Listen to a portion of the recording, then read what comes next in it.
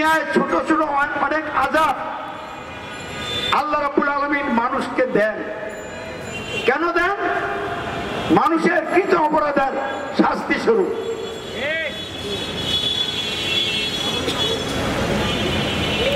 ছোট ছোট আযাব বলি কি? পবিত্র আল কোরআনের সূরাতুল আনআমের 65 নম্বর আয়াতে আল্লাহ বলে দিয়েছেন, যখন মানুষ শিরক করে, অর্থাৎ আল্লাহর পরিবর্তে মানুষকে ক্ষমতার মালিক, আইন বিধানদাতা, শাসনকর্তা মেনে মানুষের আইন বিধান পালন করে জীবন যাপন করে, আমি তাদের এই অপরাধের কারণে উপরের দিক থেকে আযাব দিতে সক্ষম, উপরের দিক থেকে আমি আযাব দিই। আর কি করি? তাদের পায়ের তলদেশ থেকে তাদের উপরে আযাব দেই। আর কি করি? তাদেরকে বিভিন্ন দলে আর উপদলে বিভক্ত করে এক দলের সাথে আরেক দলের সংঘাত এবং সংঘর্ষ লাগিয়ে তাদেরকে শিরকের মজা স্বাদ আস্বাদন করায়। এই আয়াতের মাধ্যমে আল্লাহ রাব্বুল আলামিন তার আযাব গজবের বর্ণনা দিয়েছেন। কিছু আযাব গজব উপরের দিক থেকে আসে। আল্লাহ রাসূল হযরত মুহাম্মদ সাল্লাল্লাহু আলাইহি ওয়াসাল্লাম আয়াতের ব্যাখ্যা বলেছেন, অতিবৃষ্টি, অনাবৃষ্টি, শিলাবৃষ্টি, ঘূর্ণিঝড় ইত্যাদি উপরের দিকের আযাব।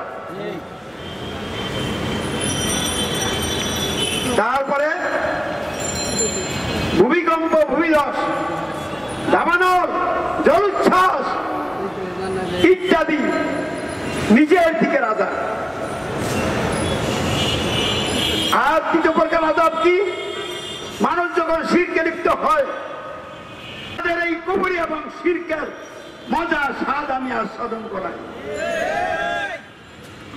তারা এর থেকে পরিষ্কার হয়ে গেল অতিবৃষ্টি, অনাবৃষ্টি, শিলাবৃষ্টি, ঘূর্ণিঝড়, জলোচ্ছ্বাস, ভূমিকম্প, ভূমিধস, বন্যা এবং মানুষে মানুষে অর্থ সম্পদের মোহ এবং ক্ষমতা ও আধিপত্য বিস্তার নিয়ে সংঘাত এবং সংঘর্ষ আল্লাহ রাব্বুল আলামিনের আযাব আর গজব।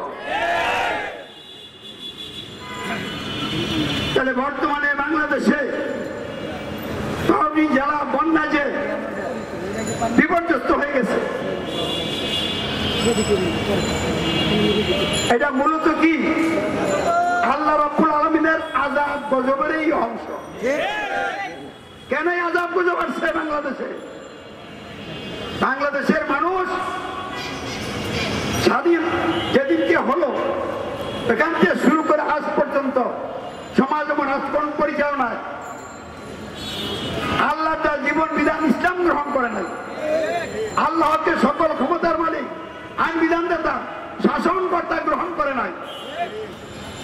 আল্লাহর আইন বিধান আনুগত্য গ্রহণ করে নাই।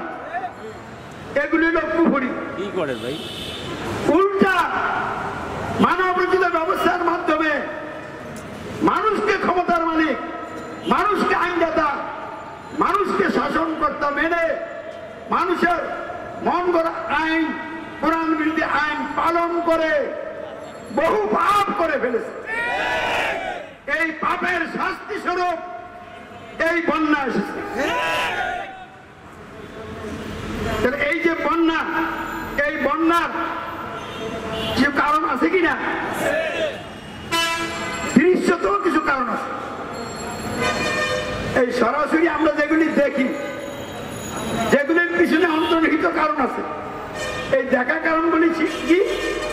অতিবৃষ্টি হয়েছে, মুষলধারে অতিবৃষ্টি হয়েছে। আর কি হয়েছে? ভারত সরকার অনৈতিক বাঁধ খুলে দেওয়া হয়েছে। এই দুইটা কারণে বাংলাদেশের 12টা জেলার মানুষ পানি নিচে ভাসতেছে গড়দুয়ার। ইতিমধ্যে অনেকটি প্রাণ জড়াও গেছে। আর মানুষ খাদ্যের অভাবে বিভিন্ন কারণে এত বিপর্যস্ত হয়ে গেছে, ভাষা দিয়ে বর্ণনা করা শেষ করা যাবে। তাহলে এখানে একটা গুরুত্বপূর্ণ কথা আমি উপস্থাপন করছি, আপনারা বুঝছেন কিনা জানি না। ভারত সরকার অনৈতিক বাঁধ খুলে দিয়েছে। এর অর্থ কি জানেন? ভারত সরকার যে বাঁধগুলি দিছে এই সবগুলি বাঁধ অনৈতিক বাঁধ, নীতিকে ফলো করে এই বাঁধ তারা দেয় না। তাদের উদ্দেশ্য খারাপ। তারা খরা মৌসুমে বাংলাদেশকে পানি দিবে না, তারা বাঁধ দিয়ে এই পানি তাদের দেশে তাদের জনগণের জন্য ব্যবহার করবে। নদীতে সকলের অধিকার আছে, বাংলাদেশের মানুষের অধিকারকে এই বাঁধ দিয়ে নষ্ট করা হয়েছে। এই বাঁধটা কি কোন ভালো বাঁধ না অনৈতিক বাঁধ? আর যখন পানি আসে, মুষলধারে বৃষ্টি হয়, তখন ওই পানিগুলিকে বাংলাদেশের দিকে তারা ছেড়ে দেয়, বাঁধ খুলে দেয়।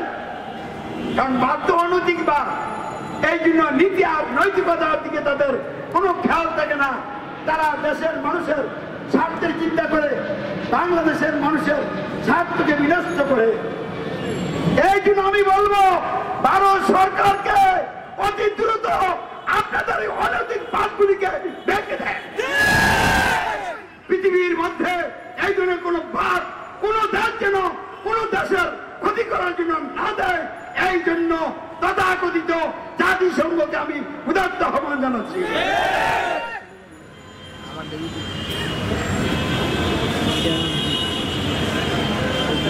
তাহলে তারা আমাদের পানির ইচ্ছা আটকায় রাখে, আবার নদী দিয়ে পানি সাগরে চলে যাবে। আপনি বাঁধ দিলে দিতে পারেন, এই উদ্দেশ্যে নদীর পানিগুলি সাগরে পৌঁছে দিব যাতে মানুষের ক্ষতি না হয়। এটা হলো নৈতিক বাঁধ। বুঝে আসছে কথা? যেমন আমরা গুমতিতে বাদ দিচ্ছি, বিভিন্ন নদীতে দিচ্ছি, এগুলি দিয়ে আমরা কি করতে চাচ্ছি? পানিটা নদীর মাধ্যমে যেখানে যাও এখানে চলে যাও।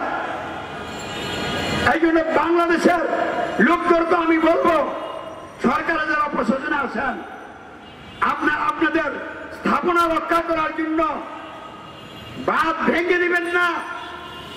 বাঁধ ভেঙে দিয়ে মানুষের দুর্ভোগ সৃষ্টি করবেন না।